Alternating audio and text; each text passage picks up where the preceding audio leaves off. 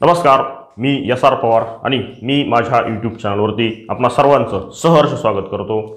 एक अपडेट अशी आहे आणि अतिशय धक्कादायक अपडेट अशी आहे की श्रीमान धनंजय देशमुख हे काल पोलीस स्टेशन बीड या ठिकाणी गेलेले असताना त्या ठिकाणी एक व्यक्ती जी वाल्मिक कराड यांना भेटायला आलेली होती, त्या व्यक्तीने धनंजय देशमुख यांनाच आरेरावीची भाषा वापरली, दमदाटी केली आणि दहशत दाखवण्याचा प्रयत्न केला। दहशत नेमकी कशी दाखवली तर आरोपी सुदर्शन घुले याचा फोटो दाखवून त्या ठिकाणी दहशत माजवण्याचा प्रयत्न केला। त्याचबरोबर सर्व आरोपींना मीच पकडून दिलेलं आहे अशी सुद्धा बतावणी या बालाजी तांदळे यांनी केलेली आहे। आणि बालाजी तांदळे हे नेमके वाल्मिक कराडांना कसे काय भेटू शकतात अशा पद्धतीची विचारणा जेव्हा धनंजय देशमुख यांनी केली तेव्हा त्या ठिकाणचे एपीआय दराडे यांनी बालाजी तांदळे यांचीच बाजू घेण्याचा प्रयत्न केला। अशा पद्धतीची सविस्तर तक्रार धनंजय देशमुख यांनी केलेली आहे आणि ती कुठे केलेली आहे तर ती पोलीस अधीक्षक कार्यालय बीड या ठिकाणी गेलेली आहे। ती तक्रार आता माझ्या समोर आहे आणि या तक्रारीमध्ये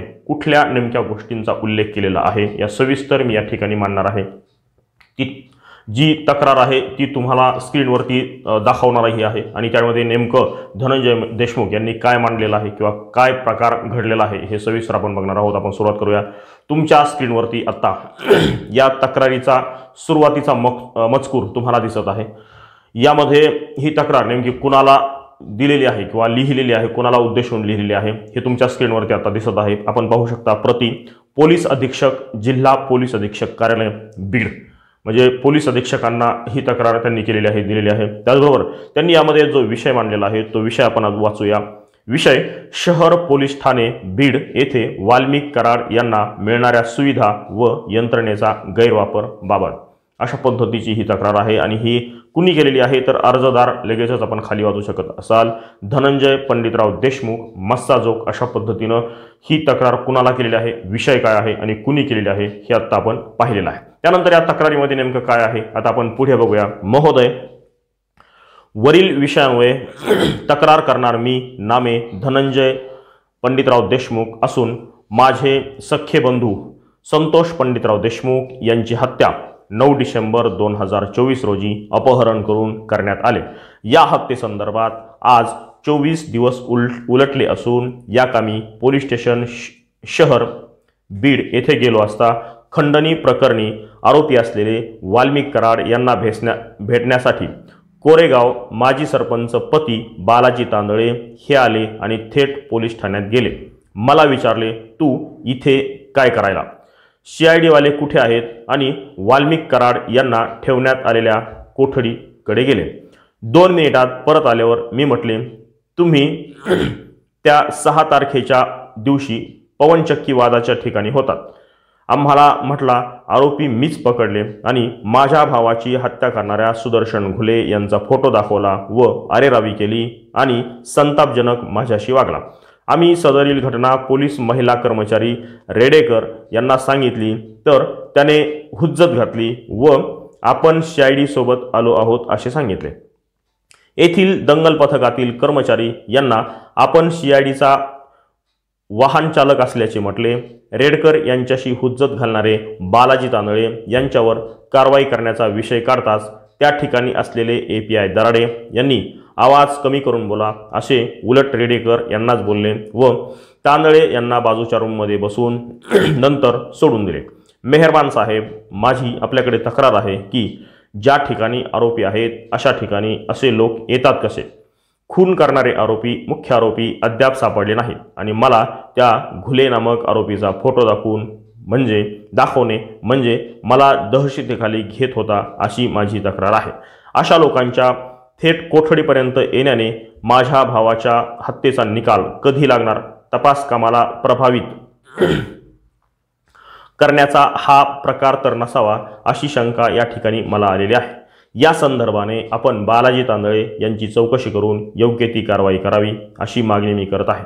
यावेळी एपीआय दराडे यांनी तांदळे यांना पाठीशी का घातले? दराडे आणि तांदळे यांचे संगनमत असून यातून तपास प्रभावित होत असेल तर माझ्या भावाची हत्या झालेली आहे, यात कुणी हलगर्जी केली तर आरोपींना शासन होणार नाही।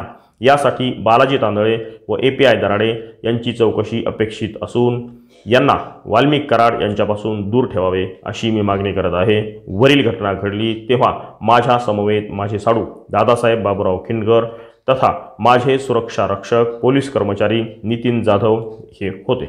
अशा पद्धतीची ही तक्रार त्यांनी दिलेली आहे। आणि आता शेवटचा हा एक स्क्रीनशॉट आपण पाहत असाल, या ठिकाणी खाली ही तक्रार कोणी दिलेली आहे तर धनंजय पंडितराव देशमुख आपला विश्वास लिहिलेला आहे, त्यांचा मोबाईल क्रमांक त्या ठिकाणी आहे आणि मुक्काम पोस्ट मस्साजोग तालुका केज जिल्हा बीड अशा पद्धतीनं ज्यांनी ही तक्रार दिलेली आहे त्यांचा संपूर्ण उल्लेख आहे।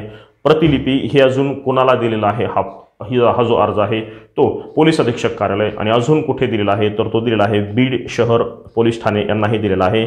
आणि ज्यांनी रिसीव्ह केलेला आहे त्यांची ही खाली सही आणि त्यांचा शिक्का त्या ठिकाणी आहे। तर कुणी हे रिसीव्ह केलेला आहे पोलीस ठाणे अंमलदार पोलीस ठाणे बीड शहर अशा पद्धतीचा हा तक्रार अर्ज पोलीस अधीक्षक कार्यालय बीड या ठिकाणी दिलेला आहे धनंजय देशमुख यांनी। आणि धनंजय देशमुख यांना अशा पद्धतीनं जर अरेरावी होत असेल, अशा पद्धतीनं जर तपास यंत्रणा चालत असतील आणि वाल्मिक कराड यांना जर अशा पद्धतीनं लोक भेटून जर काही मॅनेज करण्याचा प्रयत्न करत असतील तर हे संपूर्ण बाब अतिशय दुर्दैवी आहे। ही गोष्ट सुद्धा आपण लक्षात घेण्याची आवश्यकता आहे।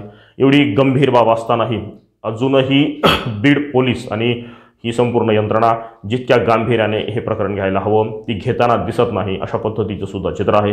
काल एक अपडेट आलेली होती ती तुमच्यापर्यंतही पोहोचलेली असेल की याच पोलीस ठाण्यामध्ये काही बेड्स 5 बेड्सची मागणी करण्यात आलेली होती, ती नेमकी याच वेळी का केली हा सुद्धा सवाल उपस्थित होत आहे।